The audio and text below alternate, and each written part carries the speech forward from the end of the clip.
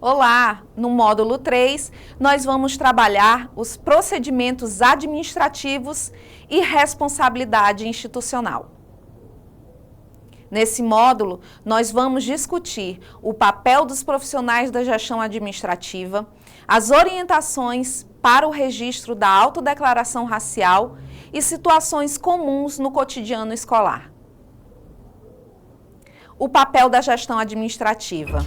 A gestão administrativa de uma escola envolve a coordenação de processos, recursos e pessoas para garantir o funcionamento eficiente da instituição, promovendo a melhoria contínua do ensino e da aprendizagem.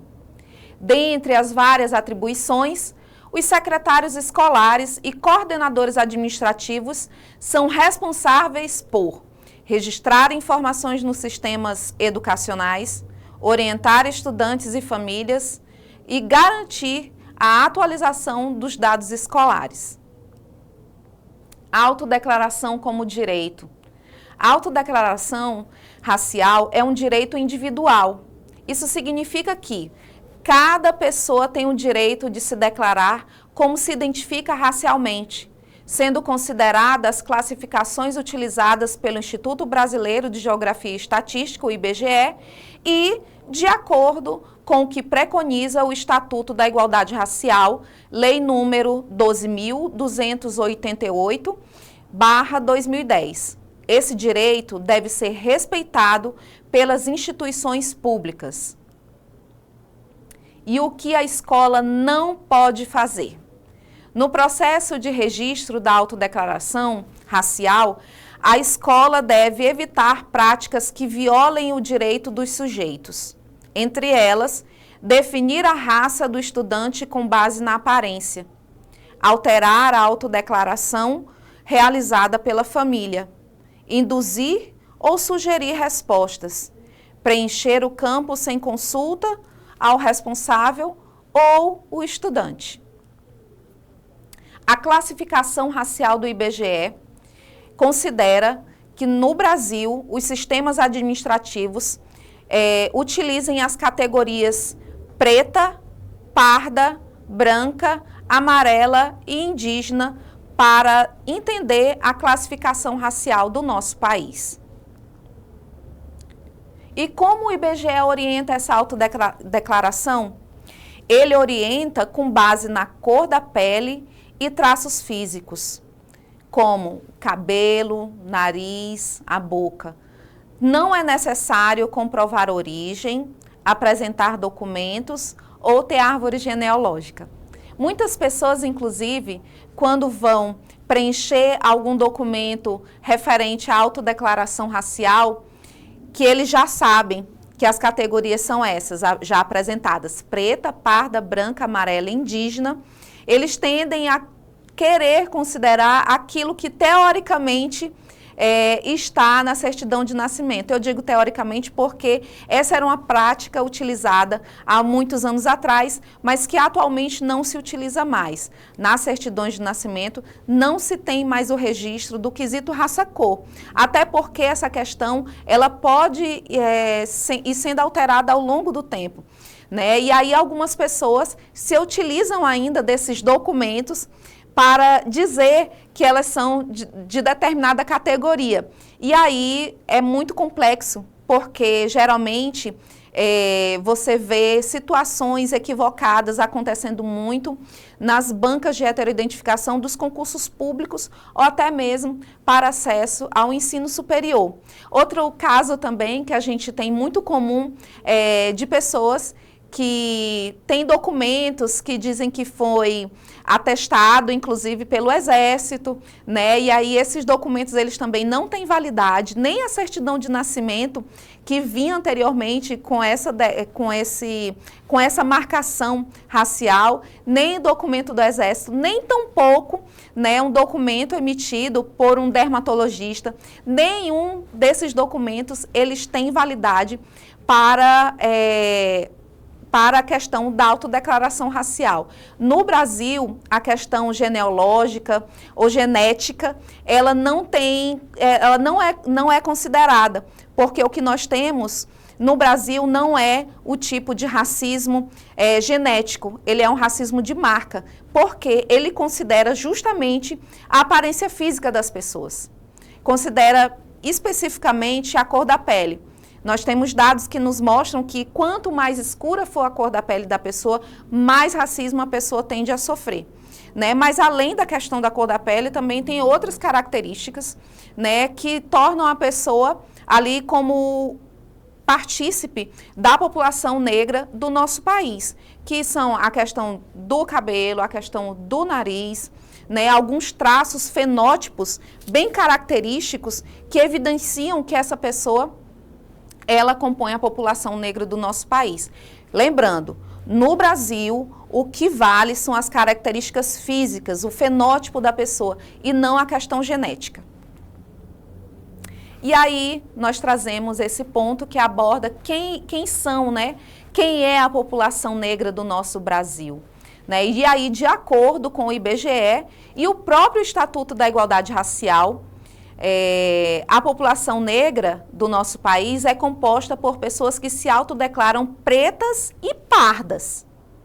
Então, se você, porventura, na hora de preencher o quesito raça-cor, né, ali uma autodeclaração, você diz que é uma pessoa preta, saiba que você faz parte da população negra do nosso país.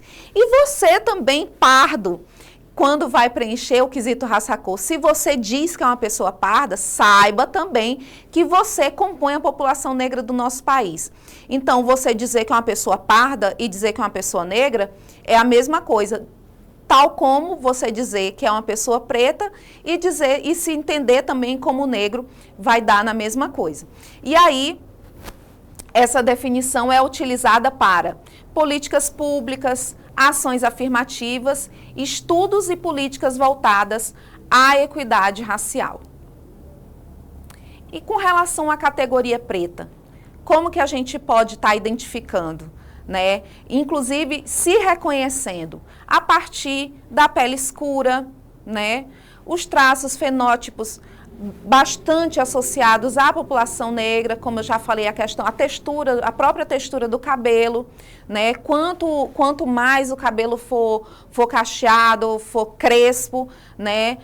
Mais esse cabelo vai estar relacionado à população negra, a questão também do próprio nariz, da boca, alguns traços corporais, né, eles indicam essa associação à população negra, né, e aí também a gente entra na questão do próprio reconhecimento social como pessoa negra, né, que não basta apenas você dizer, porque eu me identifico como uma pessoa negra, mas você é lido assim? A sociedade te vê dessa forma? Quais situações você já passou na sua vida que te fazem perceber que você é uma pessoa negra?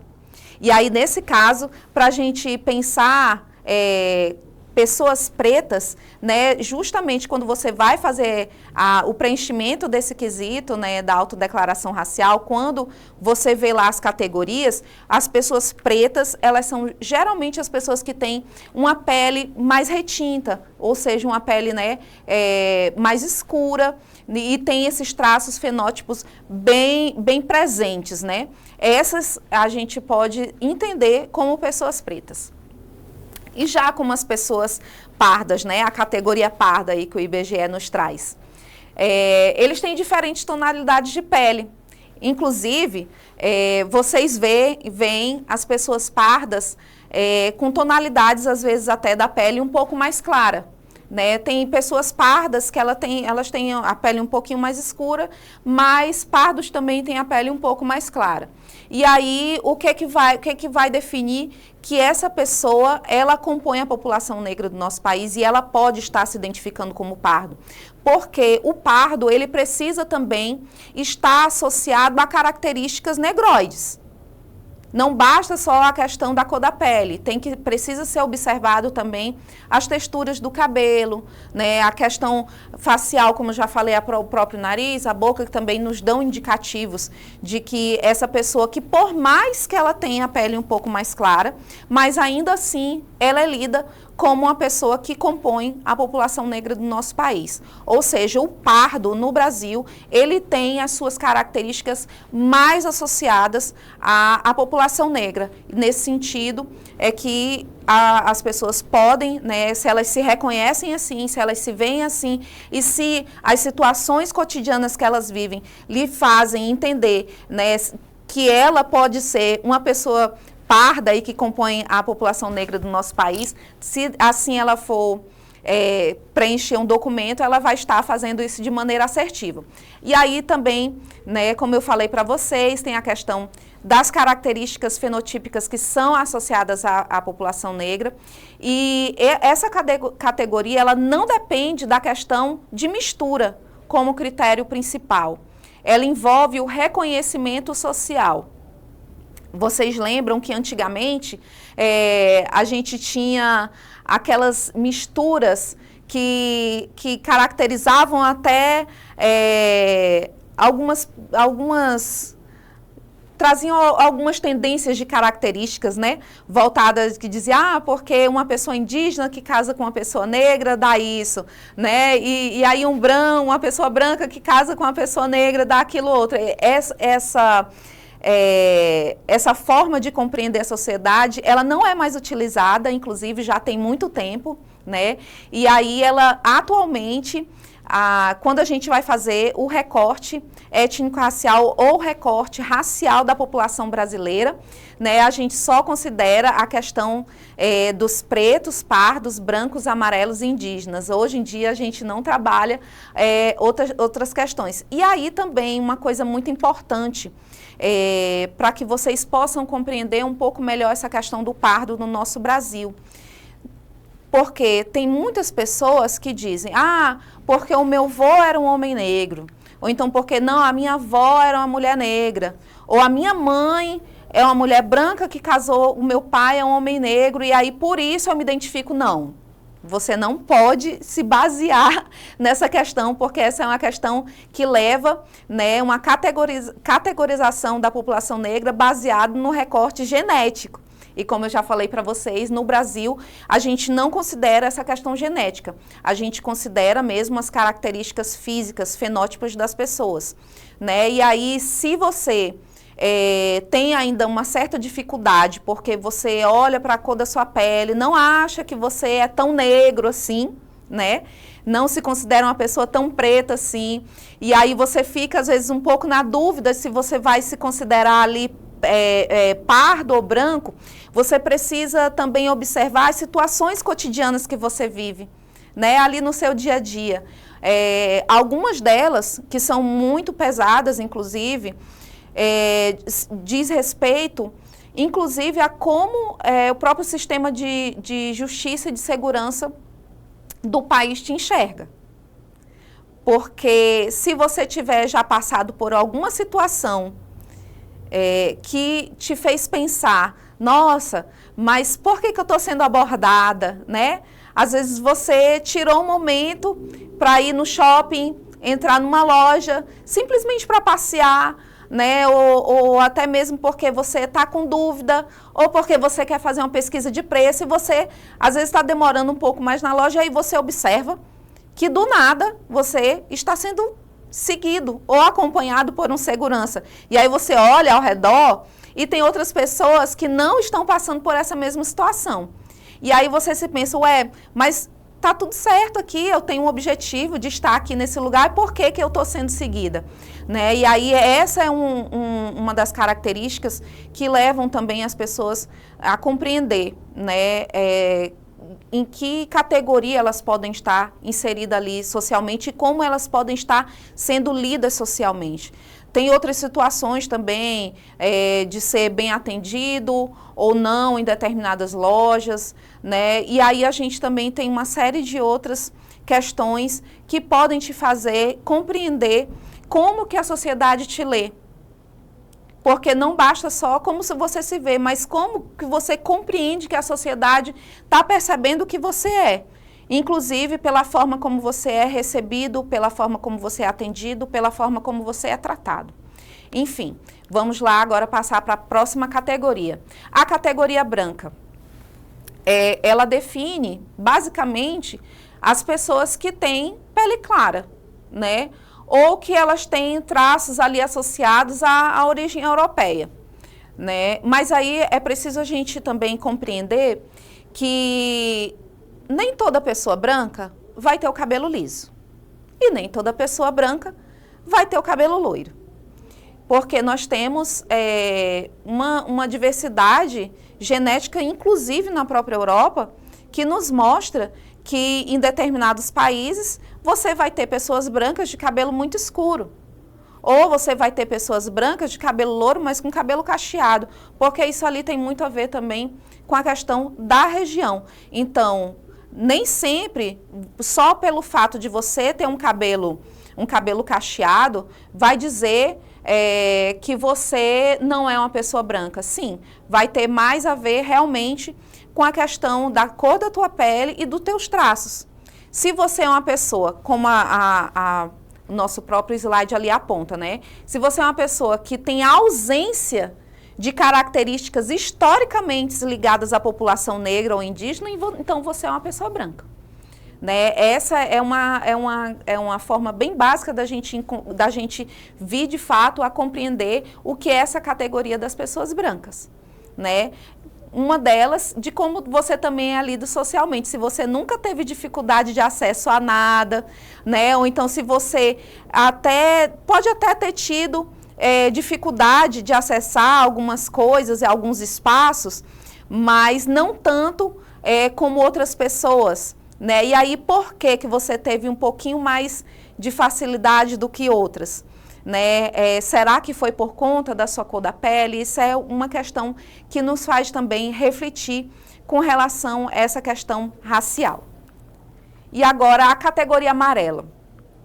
A gente via muito ainda nos dados que eram compartilhados no próprio censo, né, das escolas, um alto índice de pessoas que se autodeclaravam amarelas, né? E aí isso tem a ver um pouco também com a falta de informação, né, e de conhecimento, porque as pessoas amarelas, né, são pessoas de origem asiática. E aí a gente tem alguns deles, como os próprios japoneses, os chineses, os coreanos, né? Essas pessoas que têm essa descendência, né, oriental, que tem essa origem asiática, segundo o IBGE, né, e o Estatuto da Igualdade Racial, essas pessoas são consideradas pessoas amarelas. Então, se você não tem essa descendência asiática na sua família, então você não pode se considerar uma pessoa amarela. No caso, ou você vai ser branco, né, ou você vai ser uma pessoa parda, ou você vai ser até mesmo indígena, né, ou preto, mas amarelo são só aquelas pessoas que, de acordo com o IBGE, têm essa origem asiática. E a categoria indígena? Vamos ver. A categoria indígena, ela fala muito a respeito do pertencimento a um povo indígena, né? A identificação com a própria etnia, e aí o nome do povo, né? Também diz respeito ao vínculo cultural, social ou comunitário. E aí, no caso, os indígenas, eles podem viver em aldeias ou em contextos urbanos. E aí também vai ter muito a ver com a questão da autodeclaração. É importante dizer que no Brasil, a categoria indígena, ela não tem a ver com as características físicas, de você procurar, porque o indígena, todos os indígenas têm um cabelo muito liso, ou todos os indígenas têm um cabelo muito preto, e a pele é mais isso, é mais aquilo, não. A categoria indígena no nosso país, ela tem muito mais a ver com a questão do pertencimento. Até porque você vai ver que nós temos inúmeras etnias espalhadas em todo o nosso país e as características físicas delas são inúmeras. né? Inclusive, nós temos povos indígenas que muitos deles têm o cabelo enrolado, alguns deles têm a pele, né, mais escura do que outros. Então, não dá para você pegar todos, colocar dentro de uma caixinha e dizer, não, todos os indígenas são assim, né? E aí, só quem for assim que vai ser considerado indígena. E no nosso país não é bem assim. Tem muito mais a ver com a questão do pertencimento. Aí a pessoa pode se perguntar, mas eu tenho origem indígena porque a minha avó, ela era uma mulher indígena e eu tenho algumas características físicas que me fazem, assim, remeter mais à população indígena do que outras. Aí a gente pensa bem assim, tá, se no Brasil a categoria indígena ela tem mais a ver com a questão do pertencimento, cabe perguntar, então, a qual etnia você acha que você tem um vínculo? Se você diz que a sua avó era mulher indígena, qual era a etnia da sua avó? Qual era o povo dela? Né? Onde ficava, né, a comunidade que ela pertencia? Né? E aí, depois disso, depois que sua avó saiu, de certa forma, sua mãe ou seu pai mantém vínculo com aquela comunidade, com aquele povo, você ainda tem contato com aquele povo que você se diz pertencer, você tem um nome, né? Então, tem muito mais a ver com o pertencimento de fato, o seu vínculo, né? Com o que você também, qual a sua parcela de colaboração também ali para aquela comunidade. Então, não basta só você dizer, né, aquela questão genética que a gente estava comentando já desde o início. Não basta só você dizer, porque o meu avô, a minha avó, porque o meu tio, porque minha mãe, meu pai. Não, é você. Você tem esse vínculo ainda, você sabe qual é a sua etnia, qual é o seu povo, você tem um nome. E aí, independente de você ainda estar morando lá na aldeia, ou de você estar vivendo em contexto urbano, onde você estiver, você não vai deixar de ser indígena. Como, por exemplo, se você usar um telefone. Isso não vai te deixar mais ou menos indígena. O que vai te dizer que você é uma pessoa indígena é a relação, o vínculo, a sua história que você tem com o povo que você diz que pertence. E aqui nós temos algumas dúvidas bem comuns. E aí, uma delas tem justamente a ver com a questão da certidão de nascimento. Né? O que está na certidão de nascimento não define a autodeclaração. Então, gente, na hora que vocês forem fazer a autodeclaração de vocês ou dos filhos de vocês, quando for menor de idade, na escola, lembrem-se, a certidão de nascimento, ela não vale para categorizar nenhum de vocês. O que vale mesmo é o princípio da autodeclaração. Ou seja, certidão de nascimento, documento do exército, atestado ou laudo da dermatologista, né? Qualquer coisa nesse sentido, genético, não define, não pode definir a sua autodeclaração. E aí outra questão também, que é a sua origem genética ou ancestral, como eu comentei com vocês. Os pais, avós, a família, isso também não define a autodeclaração. Tem muito mais a ver com o que você diz que você é, porque você se percebe assim e porque você compreende que a sociedade te vê assim. E aí, isso é o que vai te fazer dizer se você é uma pessoa preta, parda, branca, amarela ou indígena. E não a questão genética. E aí, o que importa são as características físicas visíveis, os fenótipos, né, as suas características físicas, aquilo que as pessoas olham para você e te percebem assim. Né? E aí, mais uma vez, eu compartilho com vocês que no Brasil o racismo é de marca. Ele é baseado na aparência das pessoas e não de origem, né? Baseado no sangue ou na genética. Assim como a gente vê, inclusive, em países como os Estados Unidos, que lá a questão genética é a que predomina. né? Lá sim tem essa questão da validade de você se referir a um avô, alguém, né, algum antepassado na sua família, mesmo que seja distante, e isso lá tem validade. No nosso país não. São de fato as características físicas que vão definir a categoria a que você pertence de acordo com o IBGE e o Estatuto da Igualdade Racial. E aí, as orientações para o registro. Durante o processo de matrícula ou atualização cadastral, é importante explicar o que é autodeclaração racial, apresentar as categorias disponíveis e garantir que a escolha seja livre. É importante, muito importante, vocês observarem o respeito e o acolhimento.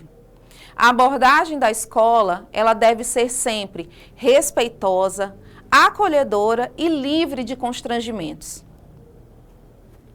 Aqui a gente tem algumas situações recorrentes, né? Algumas famílias, elas podem vir a perguntar, o que significa esse campo raça-cor? Para que serve essa informação? Né? E aí a escola precisa explicar que essa informação é utilizada para a produção de dados educacionais e, posteriormente, né, a criação de políticas públicas que podem tratar ali os estudantes, os alunos, de forma mais objetiva, né, para que todos, de fato, venham a alcançar êxito aí na sua trajetória escolar. Esse é um aspecto muito importante da gente pensar juntos, a recusa em responder. Vamos lá. Em alguns casos, a família pode optar por não responder. Tudo bem, a família tem esse direito de não responder. E aí, nesse caso, a escola deve registrar a recusa, né? E aí também não deve preencher o campo por conta própria.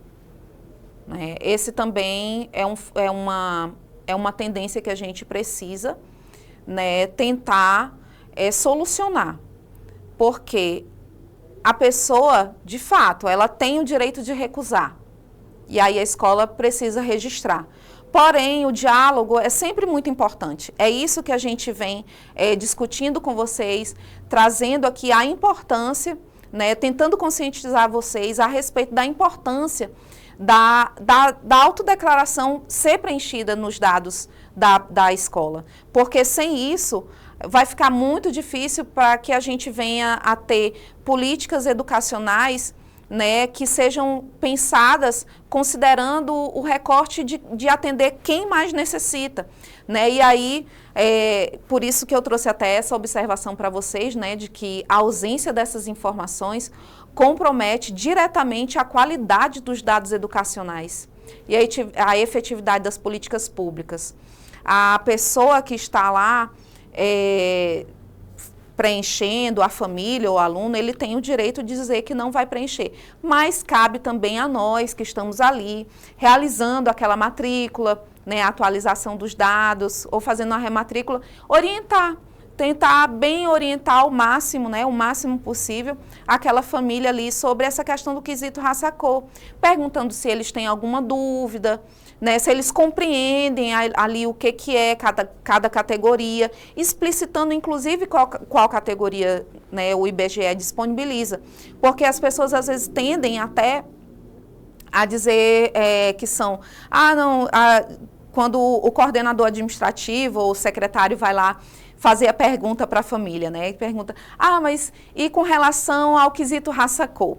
Como que você se identifica? Aí a pessoa não sabe nem quais são as categorias que tem disponíveis e aí diz, porque eu acho que eu sou moreno jambo. Não, ou então eu sou morena clara, né? E aí, assim, eles vão surgindo os nomes que não fazem parte das categorias que a gente tem disponível, né, pelo IBGE, o Estatuto da Igualdade Racial. E aí a gente entra nessa categoria dos análogos, e os análogos, geralmente, eles são lidos, né, como partícipes ali da população negra do nosso país. Né? E então, a gente precisa, às vezes, nesse momento, até ler, né, para a própria família ou para o aluno dizer, olha, as categorias que nós temos são essas, né, de acordo com o IBGE, são os pretos, pardos, brancos, amarelos e indígenas. E aí, nesse sentido, onde você acha que você se encaixa aqui, né? E aí, às vezes, muitas vezes até tirando dúvidas, né? Se a pessoa tiver alguma dúvida, a pessoa dizer, mas observe, tirar a dúvida é compartilhar informações. Jamais você pode pensar na possibilidade da pessoa que está lá preenchendo o quesito raça-cor e ela diz, eu me autodeclaro preta. E aí a pessoa que está lá fazendo a autodeclaração dizer, não, mas você não é preto não. Olha que eu acho que você é, tipo assim, no máximo um café com leite. Isso jamais pode vir a acontecer. Porque se a pessoa que foi perguntada se diz, que se considera, que se autodeclara preta, ela tem o direito de ter a sua resposta respeitada. E a partir daquilo ali que ela está dizendo, você que está lá preenchendo tem que colocar. Agora, claro, se a escola tiver vários materiais, como cartazes, né, folhetos, material informativo que possa estar compartilhando com a família, é claro que isso tudo também vai facilitar. Além de que, também, nas próprias reuniões, né, com as escolas, com os responsáveis dos alunos, né, aqueles momentos que você tem ali com a comunidade escolar, se você vir a tratar sobre essas questões, você também vai estar ajudando essa questão do preenchimento desse quesito, não só na hora da matrícula, porque essas informações vão servir em vários momentos da vida daquelas pessoas, inclusive agora, né, para a declaração do imposto de renda, porque o quesito raça-cor também agora vai estar fazendo parte da declaração do imposto de renda. E aí, ou seja, se a escola já vem trabalhando isso, para que possa ter dados mais objetivos fornecidos no censo escolar, isso também vai refletir em outros momentos, para quando a pessoa for tentar fazer o Enem, para adentrar ali no ensino superior, para quando a pessoa for fazer um concurso público. Então, essa questão da informação do quesito raça-cor, da autodeclaração racial sendo trabalhada na escola é de fundamental importância, porque isso vai reverberar em várias outras áreas, né, da vida daquela pessoa. E agora, o que acontece quando o campo raça-cor não é preenchido? Sem o dado racial, não é possível identificar quais grupos estão em situação de maior vulnerabilidade. Os gestores deixam de ter informações fundamentais para definir prioridades e ações. Programas voltados à equidade racial podem ser mal dimensionados ou insuficientes. A ausência de dados pode comprometer critérios de distribuição de recursos baseados em indicadores sociais. Não é possível avaliar se ações afirmativas estão produzindo resultados. E sem os dados, o racismo estrutural se mantém invisível e, portanto, não enfrentado. Dados de pesquisas atuais nos mostram que a maioria das crianças que tem dificuldade de concluir os seus estudos, ou aquelas crianças que apresentam maior retenção em alguns anos, né, do ensino fundamental ou médio, geralmente a maior parte dessas crianças são crianças negras.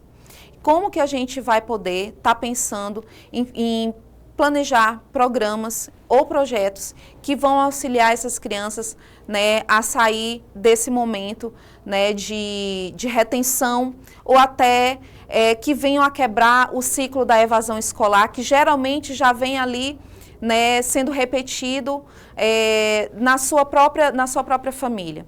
Então, por isso que é importante que a gente venha a estar fornecendo esses dados com responsabilidade para que ninguém venha a ter perda, né? Nem a própria gestão da escola, né, com os recursos que ela possa vir a receber, nem tampouco as famílias e bem assim os alunos também. E as mudanças da autodeclaração. A autodeclaração racial, ela pode ser modificada.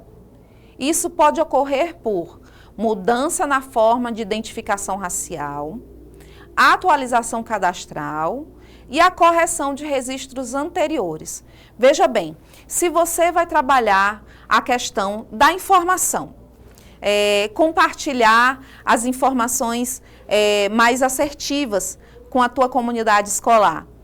Geralmente, quando as pessoas foram preencher as suas matrículas, né, ou a matrícula dos seus filhos, por falta de informação, elas ou não preencheram, se recusaram a preencher, deixaram, né, em branco, ou elas preencheram qualquer categoria, inclusive amarelo, né, sem ter nenhuma descendência asiática, mas ali se colocava como pessoa amarela. E aí depois a pessoa começa a ter mais acesso à informação, começa a se compreender melhor como pessoa e também a compreender também como a sociedade a vê, né? E aí ela pensa, ah, não, mas a minha matrícula, ela havia sido preenchida com determinada categoria, mas agora eu não me compreendo mais assim. Agora eu me compreendo, né, de tal maneira. E aí a pessoa tem, de fato, o direito, né, de fazer a sua atualização cadastral. E aí ela pode solicitar da escola, né, que ali o quesito raça-cor, a que ela tinha preenchido, seja atualizado. Né? Não no sentido de que a pessoa nasceu de uma cor e aí só atualizou, mudou de cor. Não é bem dessa parte, mas mesmo no sentido de consciência e de compreensão do que seja essa questão da autodeclaração racial e também de quanto é importante para que a escola tenha esses dados, né, de forma mais responsável, sendo orientados e informados nesses sistemas, né, que observam quem são as pessoas que estão ali frequentando a escola, qual é o público da escola. E aí, por que o Brasil utiliza a autodeclaração racial? O Brasil utiliza a autodeclaração racial porque reconhece que a identidade racial é um direito do sujeito e não pode ser definida por terceiros, né, por outras pessoas. O racismo do Brasil opera em grande medida com base na aparência, no fenótipo, o que torna inadequada a classificação feita por outras pessoas. A autodeclaração garante que a identidade racial seja um direito e não uma imposição. E aí nós temos os erros comuns. No cotidiano escolar, alguns erros administrativos ainda são recorrentes no registro da autodeclaração racial. Entre os principais, destacam-se o preenchimento automático do campo raça-cor, a reprodução de dados antigos sem atualização, a ausência de orientação adequada às famílias e os registros realizados sem garantir a livre escolha. E é nesse sentido que a gente está trazendo e compartilhando essas informações com vocês, para que erros como esses que eu trouxe aqui para vocês possam, né, a gente possa vir a tentar corrigi-los, né? E aí o mais importante ainda é que agora, a partir desse conhecimento que vocês estão tendo a oportunidade, né, de ter aqui, de adquirir aqui, vocês possam também estar realizando a atualização desses dados cadastrais nas escolas de vocês e também oportunizando que a própria escola, né, que a própria comunidade escolar, que as famílias, né, os responsáveis pelos alunos possam estar fazendo essa atualização cadastral, né, no sistema da escola. Até mesmo porque isso vai influir, inclusive, nos recursos que a própria escola pode estar vindo a receber e que tende a beneficiar também, né, os próprios alunos que ali frequentam aquele espaço e que muitas vezes passam grande parte do seu dia inserido ali naqueles espaços. E aqui a gente tem o exemplo de erro no registro da autodeclaração. Uma situação recorrente nas escolas ocorre quando o profissional realiza o registro da autodeclaração racial com base na aparência do estudante, sem consulta à família. Né? Um exemplo bem comum é quando, durante o preenchimento da matrícula, o profissional da escola decide realizar o registro raça-cor do estudante com base na aparência, né? E aí os problemas dessa prática são que isso viola o direito à autodeclaração, pode gerar constrangimentos e compromete a confiabilidade dos dados educacionais. Observem, a função da escola não é definir a identidade racial das pessoas, mas orientar e registrar a autodeclaração realizada pelos sujeitos. Alguns exemplos de boas práticas administrativas incluem orientar corretamente estudantes e família, garantir o preenchimento consciente e revisar os registros sempre que necessário. Uma situação prática no cotidiano escolar. Durante a matrícula, a família afirma: pode colocar qualquer coisa nesse campo? E aí, como que a escola deve proceder nesse caso? O procedimento recomendado é explicar o que é a autodeclaração racial, informar que a escolha deve ser feita pela família ou pelo estudante e registrar a opção indicada ou a recusa. Lembrem-se, o importante é garantir que a decisão seja consciente e respeitada. E agora a síntese do nosso módulo diz que a escola tem papel importante na produção de dados educacionais. O correto registro da autodeclaração racial contribui para dados mais confiáveis, políticas públicas mais eficazes e a promoção da igualdade racial.